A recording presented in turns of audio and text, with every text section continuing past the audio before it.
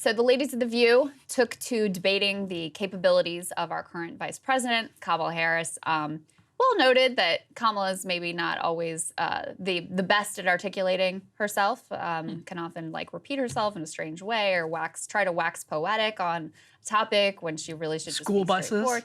There's a lot that's going on there, and I think it's kind of undeniable, but nevertheless, the ladies of The View will do their best to deny the manifest reality. Take a listen to this exchange and how it went. The significance of the passage of time, right? The significance of the passage of time. So when you think about it, there is great significance to the passage of time. We got to take this stuff seriously as you are, because you have been forced to have to take it seriously. During Women's History Month, we celebrate and we honor the women who made history throughout history. If she's reading a prompter, they need to immediately fix that. You are the vice president of the United States. The administration and the president are responsible for protecting her. I would add that as a lawyer, you're generally told when you're speaking that you speak in threes, because that's what people remember. So if you're going to talk about a car, you talk about the car, the red car, the fast red car. So I think what you just But you don't use the definition in the word in the definition. So the latest excuse apparently is this is how lawyers talk. This is how she's trained to speak as a lawyer. Emily, what do you think of that one? This is like what Saagar and I sound like trying to defend Ron DeSantis. It's hilarious because you can tell Sunny Hostin clearly cares more about the emails in her inbox from Kamala Harris's team than what like normal people think of what she's saying. Yeah. Like that was for an audience of one, Kamala Harris and her office. The thing that bothers me actually the most about these clips, there was a whole exchange here. Of course, I didn't even play this part because it's so tired at this point. There's no problem with Kamala. It's just racism and sexism. It's like you can acknowledge the very real reality of racism and sexism, but also be like, this particular black woman also has not done a very good job. And, the American public has really not responded to her for, a host of reasons outside of just her race and her gender. I didn't even play that part because it's so tired at this point.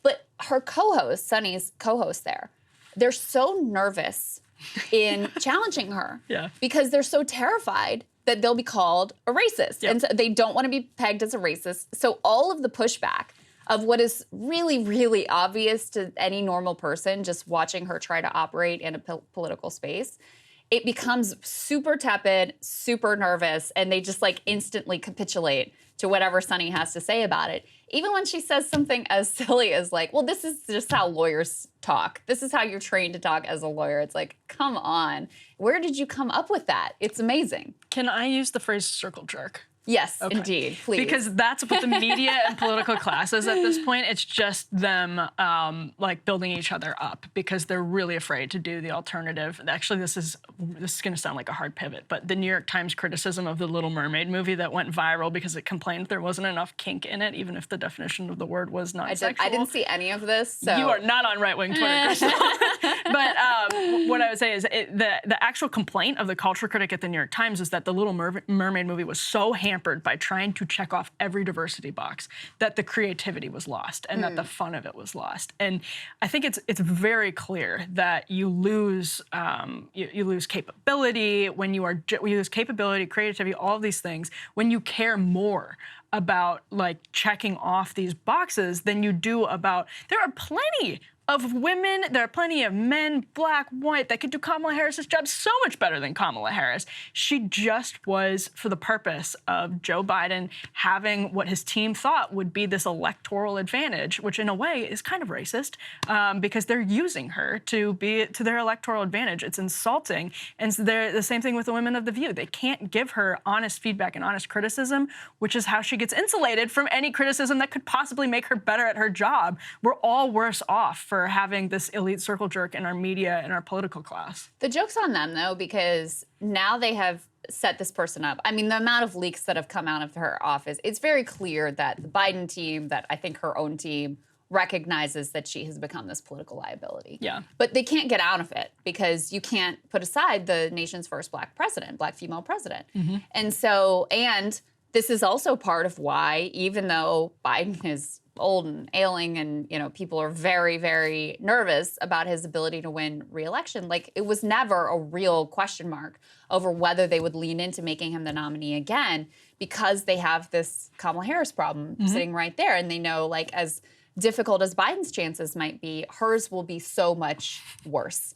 And even, okay, so let's say that Joe Biden is able to get reelected, they're still going to have this issue hanging over them because she has been, you know, propped up as the chosen one. I just would point out to your point about it being kind of racist to just assume like, oh, she's a black woman, so black women will vote for her. Yeah. In the primary, that wasn't true. I mean, she didn't do particularly well with voters of color. Actually, the two candidates that did best with voters of color were, you know, the old white guys, Joe Biden and Bernie Sanders. So, you know, the very simplistic narratives about her are obviously very disingenuous. Like I said, the thing I enjoy or loathe, I guess, the most is they're so nervous about pushing back on Sunny, pushing back on any of the, like, whatever is the prevailing wisdom on The View. It's amusing to watch, but I did enjoy this new entry of actually the problem is that she was trained to talk like a lawyer. Like there aren't a million other lawyers in DC and, you know, in political offices around the country that manage to not speak in this bizarre way. It's really Krystal 4D chess. It's actually that Kamala Harris is too smart for the average member of the public. So smart, in fact, that she sounds like an idiot. We just can't compete on that level. No, we just can't really wrap our head around it. But by the way, that's why these cable channels and the news offerings at places like ABC, Sunday shows are starting to plummet because people would rather watch an honest conversation like this one than one where somebody is bending over backwards and engaging in these mental partisan gymnastics to defend somebody that is objectively bad at her job. Yes. Hey guys, ready or not, 2024 is fully upon us now, and Saagar and I have been brainstorming ways that we can really up our game for this critical election. Yeah, we rely on our premium subs to expand our coverage, to add staff, to upgrade the studio. We just want to give you the best independent coverage of this election, which is possible. So if you can help us out, become a premium subscriber today, breakingpoints.com, or the link is down here in the description video. It really means the world to us, and if you like what we're all about, this is the best possible way to keep us 100% independent, working only for you.